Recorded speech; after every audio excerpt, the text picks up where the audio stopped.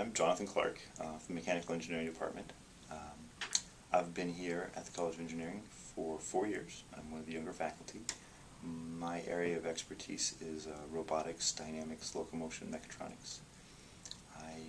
Before I came here, I did my undergraduate research at BYU, my graduate work at Stanford University, and I've also worked at the University of Michigan and the University of Pennsylvania doing robotics. I currently teach Dynamic Systems 2, a junior level required course that all of you will have to take. And I also teach a couple of senior level and graduate level electives in robotics, Mechatronics 2 course, and a biorobotic locomotion.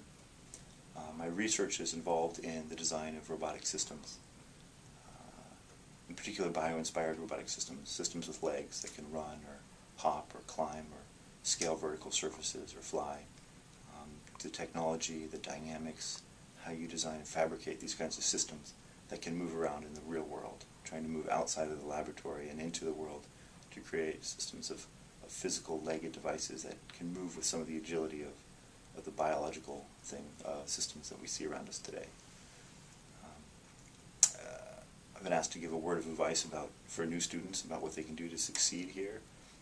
What I'd actually suggest you do is do things here while you're an undergraduate, while you're in school, that are going to help you afterwards. So in addition to doing well in classes, there's things you can do to enhance your education that will make your classwork more meaningful and will have you better prepared for life outside.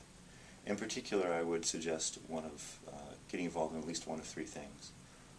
One is an internship with some kind of company, so you get some real-world experience.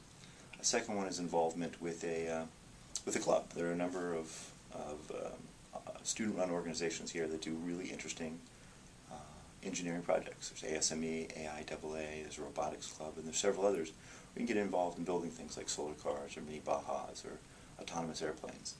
And these kinds of experiences really give you some real-world experience to get your hands dirty and help you realize what it is exactly from your learning and from the classes that you can apply outside of it. The trick that students have a hard time learning while they're students is how to connect the theory that they are taught in class with the kinds of problems they're going to encounter afterwards in the real world, in the field or in graduate school or wherever they go next. And getting involved in these kind of projects early helps give some context and some meaning to the classwork that you do. So you can do internships, you can do clubs and organizations. The other thing you can do is get involved in research. Many professors hire undergraduates to do research.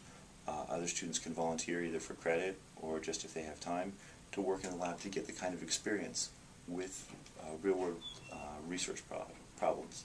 This gives the advantage of not just working on a real-world problem, but also gives you more time and exposure to the faculty and to grad students, people who have been through the system before, and can give you further advice and support as you're going through trying to figure out what to do in school and how to prepare for things that happen afterwards when you go into graduate school or go on to get a job.